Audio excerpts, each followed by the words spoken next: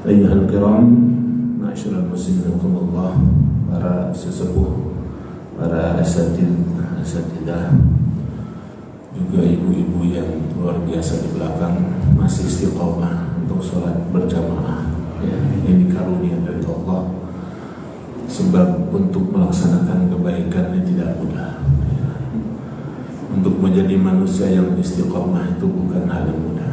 Kalau Allah mudahkan seseorang untuk melakukan amal saleh, ini tanda sayangnya Allah kepada kita. Dan insya Allah dalam hadis Muslim ini ciri orang yang masuk surganya Allah.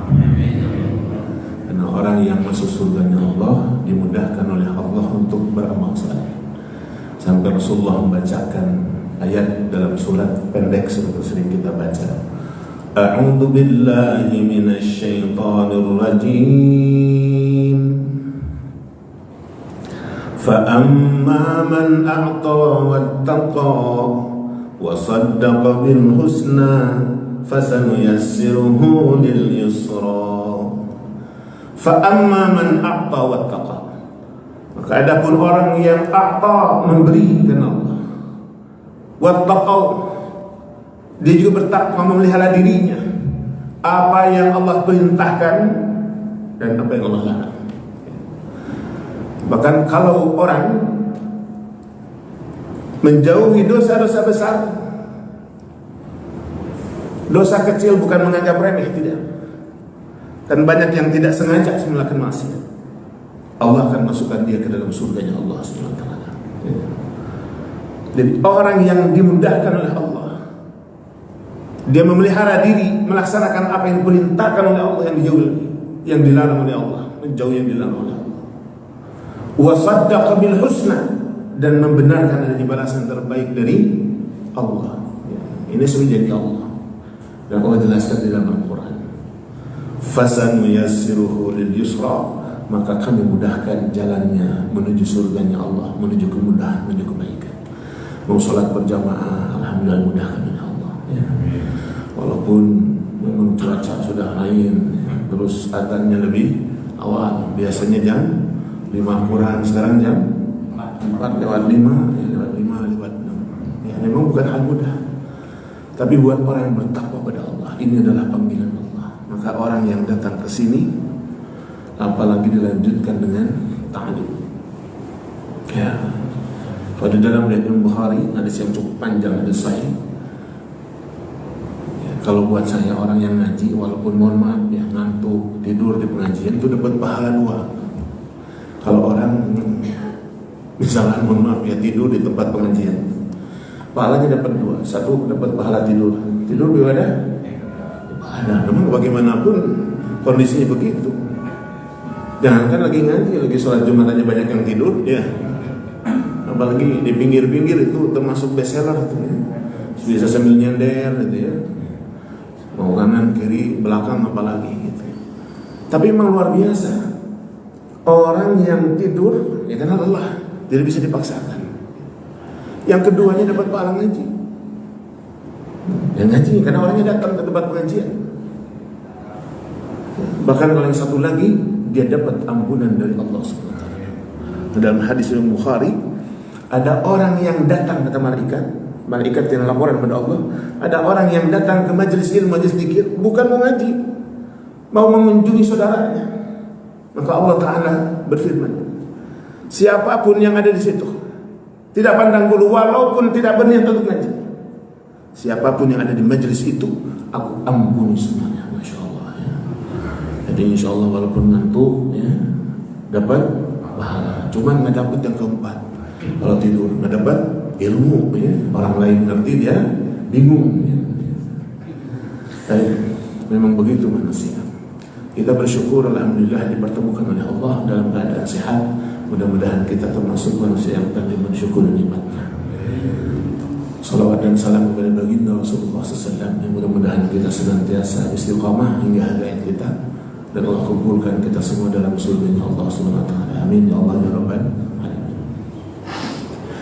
Kaitan dengan Al-Quran, masyaallah muslimin Allah, di masa sekarang ini tidak sedikit ngakunya orang Islam tapi mendustakan, bahkan menghina ayat-ayat Allah. Kalau orang bodoh masih mendingan. Bahkan orang ini punya gelar dengan berbagai macam gelar ke belakang. Orang mensikapi Al-Quran itu beda-beda. Kalau buat orang beriman, orang bertakwa, ini sudah hafal semuanya. Dan awal surat Baqarah. A'udzu billahi minasyaitonir rajim. Alif Lam Mim. Dzalikal kitabu la raiba fihi hudan lil muttaqin. Alladzina yu'minuna bil ghaib wa yuqimuna as-salata wa mimma razaqnahum yunfikun. Al-Quran kalau buat orang beriman, orang bertakwa pada Allah, itu akan menjadi hidayah dan tidak ada keraguan. Jadi apapun yang dijelaskan oleh Al-Quran, orang beriman itu akan menerimanya. Dan itu sudah jadi Allah. Siapa? Al-Quran akan jadi hidayah buat orang yang bertakwa pada Allah. Siapa yang bertakwa itu? Alladzina yu'minuna bil ghaib. Orang yang beriman kepada yang gaib. Apa yang gaib itu? Allah. Allah gaib? Gaib. Allah kelihatan? Tidak. Kita sholat menghadap mana? Kiblat. Yang menghadap kiblat, nyembah kiblat bukan. Kita menghadap Allah hakikatnya. Kenapa kita menyembah Tuhan yang tidak kelihatan? Pernah ketemu sama Allah? Terus ngapain sholat ke sini? Ya memang Allah merintahkan. Emang Allah ada? Ada. Kalau orang beriman pada yang gaib, akan imannya dibarengi dengan ilmu yang yakin, ya, ilmu yang tidak akan, mohon maaf, sampai kapanpun tidak akan berubah. Allah ada, titik. Mohon maaf, ini apa? Air apa? Boleh saya minum dulu?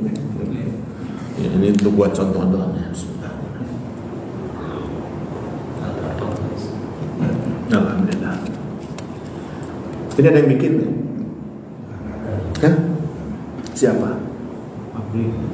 Pabrik. Yang betul. Mau pernah ke pabriknya? Jangan ngarang, Pak. Hah? Ada yang bikin? Serius, ini saya betul. Ada yang bikin, Pak? Siapa? Oh, Allah ngarang. Apa ngeluar dari Allah? Yang bikin kekuasaan dari Allah, katanya. Astagfirullah. Yang jadi pertanyaan, ini ada yang bikin nggak? Nah, itulah akal sehat kita. Tidak mungkin ada tanpa ada yang buat. Sekarang jadi pertanyaan, adakah orang yang mampu membuat matahari? Adakah orang yang mampu menggerakkan matahari dari sebelah timur sampai ke sebelah barat? Manusia cuma nongkrong doang. Ya panas, ya sudah pagi, ya sudah siang, ya hujan. Tidak bisa merambah apapun. Hatta penguasa sehebat apapun, hatta orang sepintar apapun. Kalau orang berakal, pasti ada kekuatan yang maha dahsyat. Itulah Allah. Dalam surat Tabarak Al-Muluk, innal ladzina yakhshawna rabbahum bil ghaib lahum maghfiratun wa ajrun kabir. Innal ladzina yakhshawna rabbahum bil ghaib. Innal ladzina, sesungguhnya orang-orang yakhshawna rabbahum, mereka yang takut akan Tuhan mereka, bil ghaib, yang tidak kelihatan. Memang tidak kelihatan. Terus nanti akan melihat insyaallah. Oh, di dalam surat Al-Qiyamah, ila rabbiha nadhirah, dia akan melihat Tuhannya. Di mana? Di dalam surganya Allah. Jadi orang yang melihat Allah hanya orang yang masuk surganya Allah. Orang yang beriman bertakwa kepada Allah, dia tidak akan ada keraguan sedikit pun. Kalau disampaikan Al-Quran, dia beriman pada Allah, dia beriman pada Rasulullah, dan mengikuti apa yang diperintahkannya, menjalankan apa yang terkandung di dalam Al-Quran dan juga Sunnah Rasulullah SAW. Orang yang takut kepada Allah. Innal ladzina yakhshawna rabbahum bil ghaib. Padahal Allah bil ghaib tidak kelihatan. Lahum maghfiratun wa ajrun kabir. Lahum bagi mereka, buat orang-orang yang takut kepada Allah, maghfirah, ampunan, wa ajrun kabir, dan ganjaran yang besar. Apa? Surganya Allah. Maka memang harus ditanamkan sekarang. Banyak orang yang berani Allah diprotes, bahkan ngacak-ngacak, sampai dia mengatakan Allah berfirman. Bahkan dia buat perjanjian dengan malaikat, katanya. Malaikat apa? Jadi kalau ada yang nanya di kubur Mungkar Nakir, bilang aja dari Mama Gopron gitu. Betulan Pak. Saya pikir bohong, ini orang begitu berani. Pada Allah menjelaskan itu dalam surah Luqman. Wa minan nasi may yashtari lahwal hadits. Ada sebagian manusia di dunia, tidak semuanya, menggunakan ucapan omong kosong yang tidak ada isinya sama sekali. Bukan menghina, memang kenyataan. Awalnya mohon maaf karena saya sudah jarang nonton TV. Berita juga begitu. Ditanya bahasa Suryani apa, saya nggak ngerti. Ternyata itu ditanya kiai, bukan kiai apa mama katanya. Ketika penasaran buka di YouTube. Wa minan nasi may yashtari lahwal hadis. Ada sebagian manusia yang menggunakan omong kosong, isinya nggak ada apa-apanya. Tujuannya liyudilla an sabilillahi bighairi ilm, untuk menyesatkan manusia dari jalan Allah, bighairi ilm, tanpa ilmu. Wa yattakhidhaha huzwa, bahkan menjadikan itu sebagai bahan olok-olok. Baca Fatihah aja nggak bisa. Katanya orang ini mampu luar biasa. La haula wala quwwata illa billah. Ini sudah nyata apa yang Allah jelaskan dalam Al-Quran. Model-model seperti ini bermunculan. Na'udzubillah min dzalik. Na'udzubillah min dzalik. Ya, ada bahasa semut, bahasa apa lagi, macam-macam. Ini muncul yang belum pernah diucapkan hatta orang-orang yang berilmu sekalipun. Tapi ini sudah tanda. Dan orang-orang model seperti ini berkeliaran banyak di negeri kita. Allah menyediakan buat mereka. Ulaika lahum adzabun muhin. Dalam surat Luqman, ayatnya ayat ke-6. Allah sediakan buat mereka adzabun muhin, azab yang menghinakan. Jangan dikira tidak akan diminta pertanggungjawaban. Memperolok-olok Al-Quran, bahkan membuat kedustaan atas nama Allah dan Rasulnya. Ya na'udzubillah min dzalik. Jangankan begitu, menafsirkan Al-Quran semau gue, menurut saya.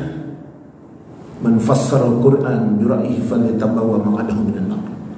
Ambil, kalau orang menafsirkan Al-Quran semaunya, menurut hawa nafsunya, ambil tempatnya di neraka. Alhamdulillah. Bahkan dalam hadis sahih riwayat Imam Bukhari kaitan dengan orang mengatasnamakan Nabi. Ini hadis mutawatir. Man kadzaba alayya muta'ammidan falyatabawwa maq'adahu minan nar. Kalau orang berdusta atas namaku, maka tinggal ambil tempatnya di neraka. Alhamdulillah. Jadi orang mensifati Al-Quran itu beda-beda. Kalau orang beriman luar biasa. Kalau dibacakan orang beriman dalam surat Al-Anfal, wa idza antuniyat alaihim ayatuhu zadatuhum imana. Ketika dibacakan disampaikan ayat Allah, zadatuhum imana, bertambah imannya. Ya, luar biasa para beriman. Dan memang begitu. Allah menyuruh berikan peringatan dengan Al-Quran orang-orang yang takut kepada Allah. Oh, di dalam surat Qaf tadi, surat Qaf yang saya baca tadi, di akhirnya wa dzakir bil Qur'an beri peringatan dengan Al-Quran. Wa dzakir bil Qur'ani man yakhafu wa'id. Kalau orang tidak takut kepada Allah, sampai kapanpun tidak akan masuk. Jadi orang yang beriman, orang yang menerima Al-Quran, dan inilah sebaik-baik sikap dan sebaik-baik orang yang ketika disampaikan Al-Quran dia mengikutinya, melaksanakannya, dan itu akan menambah keimanannya. Ya. Itu yang pertama. Dan Allah jelaskan pula dalam surat An-Nisa, walau annahum fa'alu ma yu'aduna bih. Seandainya mereka melaksanakan apa yang diperintahkan oleh Allah dan Rasulnya pada mereka, lakana khairan lahum wa ashadda tathbita. Itu lebih baik buat mereka, wa ashadda tathbita, bahkan akan menguatkan keimanan mereka. Ini salat kalau dijaga dengan sebaik-baiknya akan lebih menguatkan keimanan. Jangan dianggap sepele salat itu. Salat itu menghadapnya seorang hamba kepada Allah. Ali radhiyallahu an ketika datang panggilan salat itu begitu senangnya. Allah memanggil kita. Ya, kalau kita kadang-kadang ya, habis sholat duhur, istirahat sebentar, ya sudah asar lagi, dengarkan asar. Ya. Kayak yang tidak senang ketemu dengan adzan. Padahal orang beriman itu ketika mendengar panggilan adzan, panggilan Allah, mereka cepat meresponnya. Walau annahum fa'alu ma yu'aduna bih lakana khairan lahum. Itu lebih baik buat mereka. Wa ashadda tathbita, bahkan lebih menguatkan keimanan mereka. Wa idzan la'atainahum min ladunna ajran 'azima. Dan pasti akan kami berikan dari sisi kami ajran 'azima, ganjaran yang sangat besar buat orang yang melaksanakan perintah Allah SWT. Wa lahadainahum siratan mustaqima. Dan kami berikan hidayah ke jalan yang lurus kalau orang melaksanakan perintah Allah, dijaga. Ini dijelaskan dalam surat An-Nisa ayat 66 terus. Allah memberikan hidayah buat orang-orang yang senantiasa menjaga melaksanakan perintah Allah dan Rasulnya. Wa man yuti'illah war rasul, siapapun orang yang taat pada Allah dan Rasulnya, fa ulaika ma'al ladzina an'ama Allahu 'alaihim, maka mereka akan dikumpulkan oleh Allah dengan orang-orang yang sudah Allah berikan kenikmatan atas mereka. Siapa?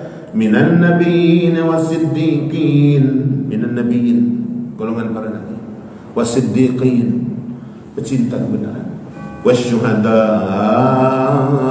was-salihin, orang yang mati syahid dan orang-orang yang saleh. Orang yang saleh ini termasuk yang tadi minan nabiyyin was-siddiqin wasyuhada'i was-salihin, wa hasuna ulaika rafiqa. Mereka itu sebaik-baik teman. Kau berteman dengan orang yang saleh. Jangan berteman dengan orang yang pengaruhnya besar. Wa hasuna ulaika rafiqa. Dzalika fadlun min Allah wa kafa billahi shahida. Itu karunia dari Allah SWT. Masyarul muslimin Allah. Yang keduanya, ada orang yang ketika dibacakan Al-Quran dia berpaling. Na'udzubillah. Dan yang Allah jelaskan dalam surat Taha, a'udzu billahi minasy syaithanir rajim. Wa man a'rada 'an dzikri fa inna lahu ma'isyatan dhanka wa nahsyuruhu yaumal qiyamati a'ma. Wa man a'rada 'an dzikri, siapapun orang yang berpaling dari peringatanku, na'udzubillah min dzalik, disampaikan di dalam Al-Quran demikian, berpaling. Bahkan yang paling banyak ya dari berbagai macam kasus ini betul-betul terjadi. Nggak usah bawa-bawa ayat, nggak usah bawa Al-Quran. Masalah bagi waris. Ya, laki-laki 2 bagian, perempuan 1 bagian. Ya. Ketika disampaikan begitulah, nggak usah bawa waris, semua sama anak, bagi rata. Kalau dilihatkan seperti yang benar, padahal itu melanggar aturan Allah. Bahkan banyak sekali orang yang kurang paham kaitan dengan masalah ini. Dalam hadis At-Tabrani, masalah bagi waris ini adalah ilmu yang luar biasa, ilmu yang separuh agama. Bahkan ilmu yang pertama kali diangkat oleh Allah kaitan ilmu faraid.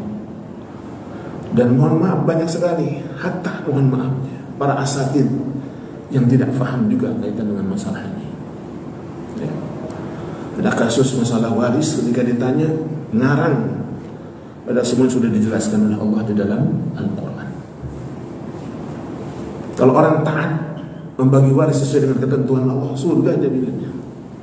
Tapi kalau orang melanggar aturan Allah dalam surat An-Nisa ayat 14-nya, tidak membagi waris dengan sesuai dengan ketentuan Allah dan Rasulnya, neraka selamanya dan azabnya hina. Dianggap sepele. Bahkan orang ini yang bicara, saya kan anak yang paling besar Ustaz. Ya karena merasa anak yang paling besar juga hartanya banyak ya. Kita bagi saja artinya. Akhirnya bagi rata. Sini sekian. Ketika saya menyampaikan, menjelaskan masalah waris, dia mengatakan apa? Terus gimana saya sudah tanggung ya. Karena orangnya tinggal di daerah sana, daerah Jawa gitu kan, mesti pulang ke sana. Ya terserah, kalau memang tanggung masuk neraka nggak apa-apa gitu. Dan masih bisa dirubah, masih bisa disampaikan ya. Dan ini dianggap sepele. Alhamdulillah. Dalam surat Al-Fajr, wa ta'kuluna at-turasa aklan lamma, orang memakan harta waris dengan cara yang batil, seenaknya, mencampur adukan yang halal dan haram. Di masa sekarang tidak sedikit begitu. Ketika disampaikan ayat Allah, mereka berpaling. Allah jangan bawa ayat. Ya, termasuk mohon maaf yang hadir di sini.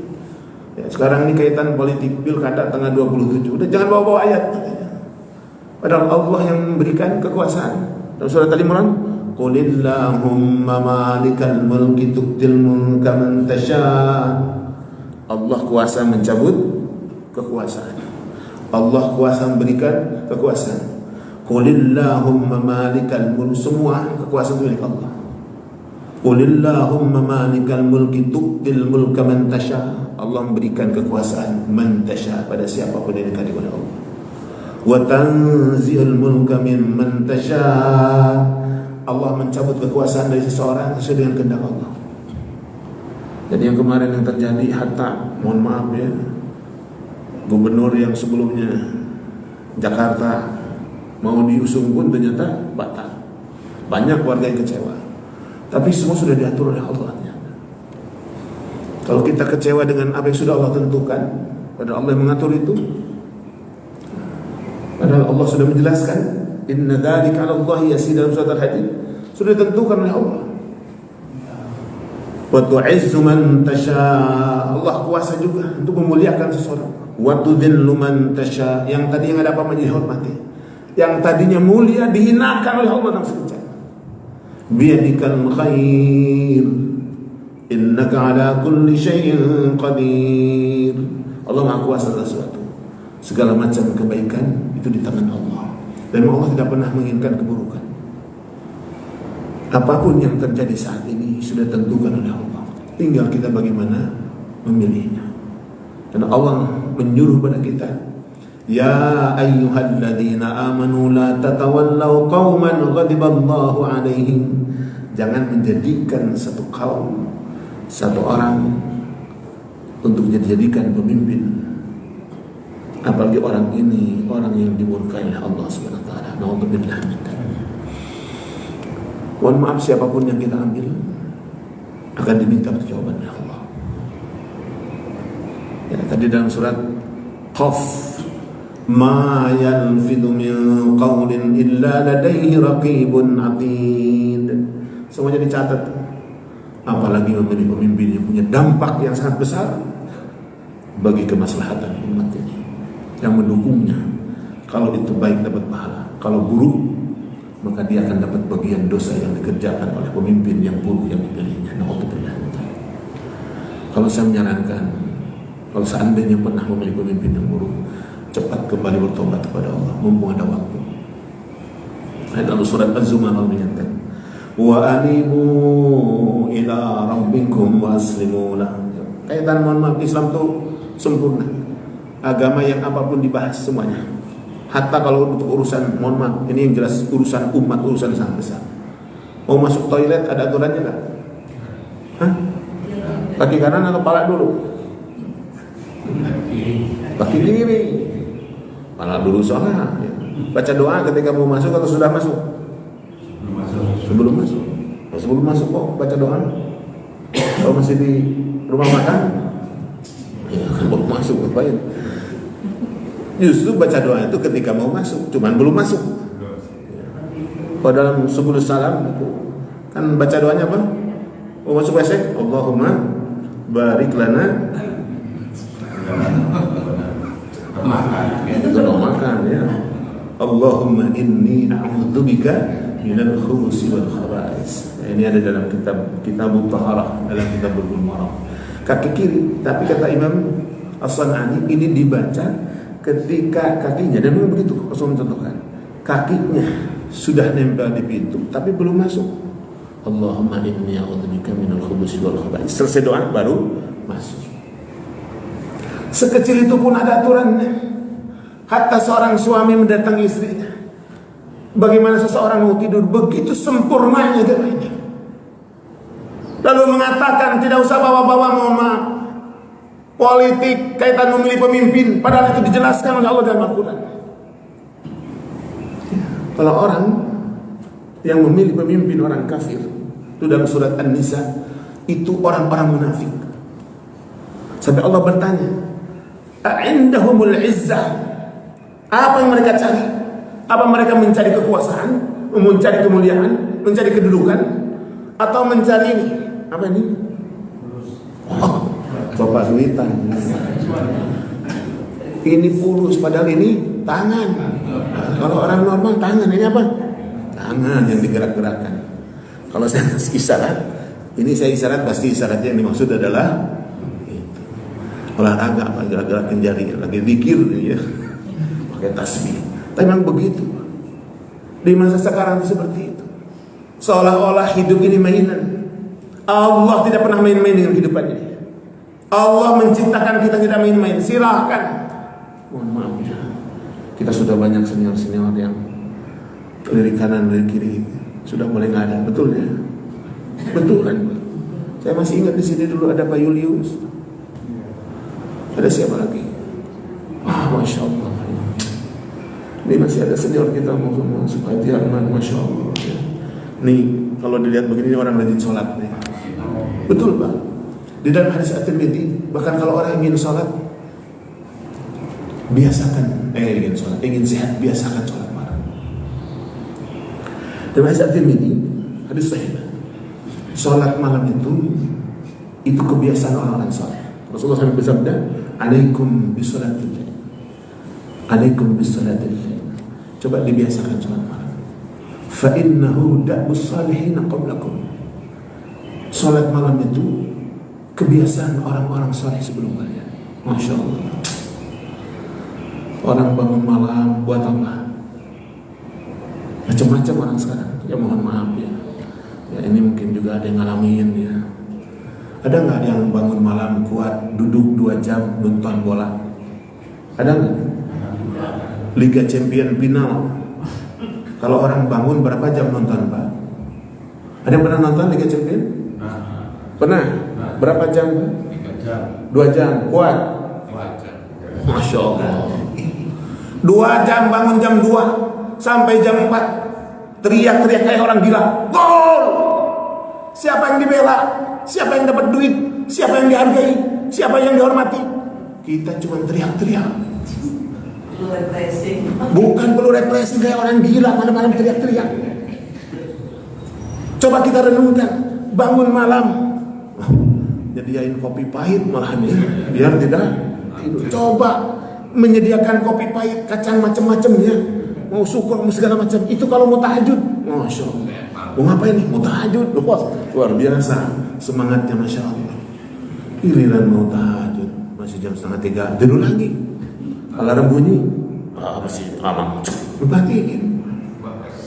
Giliran subuh, as-salatu khairun minan naum, belum qomat. Iya, betulan. Kadang-kadang mau bangun, mau kemana? Mau sholat masjid, kita di sini aja gitu. Itu yang ngajak siapa? Astagfirullah. Istrinya apa?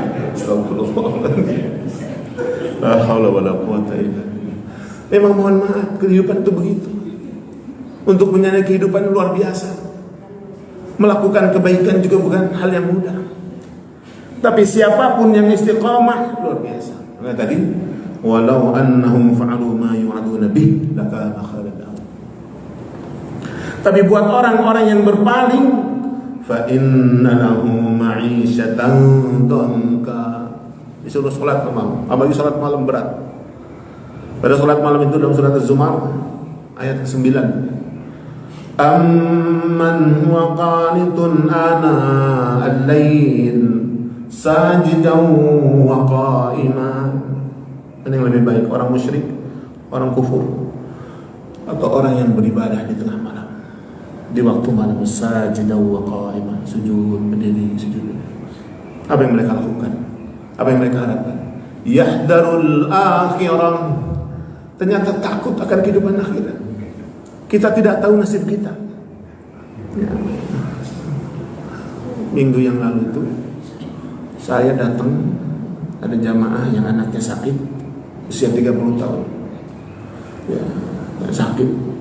Ketika datang minta ditengok jam 10 pagi. Ketika ditengok itu udah beda, Pak. Walaupun ngasih respon. Ya. Bisa baca la ilaha illallah, bisa katanya. Ya. Matanya udah kemana-mana. Bisa baca istighfar, bisa sholat masih bisa, iya katanya. Ya, saya mengingatkan ibunya, Bu, minimal baca kalimat tauhid la ilaha illallah. Ketika datang sholat, ingatkan sholat walaupun dengan tayamum. Jam 3, jam 10, jam 3 meninggal. Memang mohon maaf ya, orang meninggal tuh kelihatan ya responnya dan sebagainya. Jadi ya, meninggal usia mati tidak pandang bulu. Kita disuruh oleh Allah, wa anibu ila rabbikum wa aslimu lah. Kembali pada Allah, berserah diri pada Allah. Min qabli an yatiyakumul adab, sebelum datang adab pada kalian. Kalau sudah datang adab, Fir'aun mengatakan, wa ana minal muslimin. Tapi ada gunanya dalam surat Yunus. Ya, kalau orang sudah terkena seperti itu, apalagi sudah di sini, tidak ada yang mampu menolongnya. Nauzubillah min dzalik. Orang yang berpaling ketika disampaikan ayat Allah, dia sungguh orang celaka. Ketika di dunia Allah berikan ma'isyah yang sempit. Ya, kok bisa? Iya, kalau orang melanggar aturan Allah dijamin sempit hidupnya. Tapi dia kaya, sempit. Dia punya gelar, sempit. Dia punya jabatan, sempit. Kalau orang melanggar, berpaling dari aturan Allah. Saya ingin kasih contoh yang mudah saja sebagai anak. Kalau orang keluar, bapak keluar bawa motor, STNK tidak dibawa, tidak pakai helm, SIM juga nggak dibawa. Terus dari sini mau ke Tangerang. Ya, mohon maaf, ketika naik motor itu tenang nggak? Kenapa nggak tenang? Motor saya, motor saya katanya. Pak, bapak melanggar apa? Kepala saya? Bapak nggak pakai helm, urusan saya. Mau pakai helm mau tidak? Memang bapak punya urusan? Ini orang yang ngaco. Apa yang sehat begini? Ya, sudah ada aturannya. Kemanapun dia pergi dijamin. Ketika di depan ada razia, dia langsung jalan terus atau balik lagi? Betul balik apa jalan terus? Kenapa balik lagi? Orang yang melanggar aturan Allah, hidupnya tidak pernah merasakan ketenangan. Emang bisa senyum dia? Ya, yang sudah pulang kampung, alhamdulillah, dan pemimpin sudah diatur oleh Allah. Allah masih berikan kesempatan. Fir'aun saja yang kurang lebih umurnya 200 tahun masih diberikan kesempatan oleh Allah. Bahkan dalam hadis At-Tirmidzi, ketika malaikat Jibril menyumpalkan ke mulut Fir'aun lumpur karena dikhawatirkan mengucapkan kalimat tauhid yang dengan itu diampuni oleh Allah. Allah Ta'ala berfirman malaikat Jibril, "Hei malaikat Jibril, seandainya Fir'aun memohon ampun kepadaku, niscaya aku ampuni." Masya Allah. Kalau kita tiada maaf bagi Allah, ya na'udzubillah. Yang penting biasa saja. Hidup itu sudah diatur oleh Allah. Kalau ada orang berkuasa, silakan. Semuanya ada gilirannya. Ingat, semua itu akan dipertanggungjawabkan. Terus bagaimana dengan kita? Kita tetap punya sikap memilih pemimpin sesuai dengan aturan Allah dan Rasul. Selesai. Memang benar gimana? Ya, saya mau nanya. Ini cuma hal yang sederhana saja. Bapak punya anak perempuan. Ada yang datang ke bapak, yang satu orang kaya, pendidikannya juga luar biasa, tapi kerjanya mabok, nggak pernah sholat.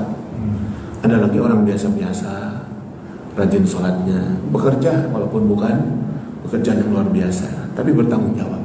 Bapak pilih yang mana? Yang biasa-biasa atau yang kaya tapi tukang mabok? Hah? Oh, ini benar. 10 sekarang kita nyebutin. La haula wala quwwata illa billah. Kalau orang beriman sholat nggak sholat, nggak ada urusan dengan masalah ini. Karena apa yang bisa dibanggakan kalau orang tidak sholat? Memang waktunya tidak cukup ya. Baru 2. Yang terakhir, ada orang yang benci dengan Al-Quran. Ini bahaya. Sebenarnya kalau lanjutin yang tadi cukup panjang. Yang ketiganya, ada orang sikapnya itu membenci dengan Allah. Dan Allah menjelaskan dalam surat Muhammad, ini tidak dijelaskan siapa yang dibenci, siapapun yang mengingkarinya. Walladzina kafaru menggunakan fi'il. Artinya bisa siapapun ngakunya orang Islam, kalau mengingkari masuk dalam ayat ini. Walladzina kafaru fata'sal lahum wa dhalla a'malahum. Kecelakaan buat mereka, amalnya sia-sia, tidak ada gunanya. Siapapun yang mengingkarinya, orang-orang kufur pada Allah, kufur akan Allah dan Rasul. Kenapa mereka sia-sia amalnya? Tidak dianggap oleh Allah. Celaka buat mereka, amalnya tidak ada gunanya. Dzalika bi annahum karihu ma anzalallah. Karena mereka benci dengan apa yang Allah turunkan. Apa? Al-Quran. Bayangkan membenci Al-Quran. Ya. Na'udzubillah min dzalik. Mau satu ayat, beberapa ayat pun kalau orang benci dengan Al-Quran, sungguh celaka. Dzalika bi annahum karihu ma anzalallah fa ahbata a'malahum. Maka amalnya sia-sia, tidak ada gunanya. Allah hapus seluruh amalnya. Na'udzubillah.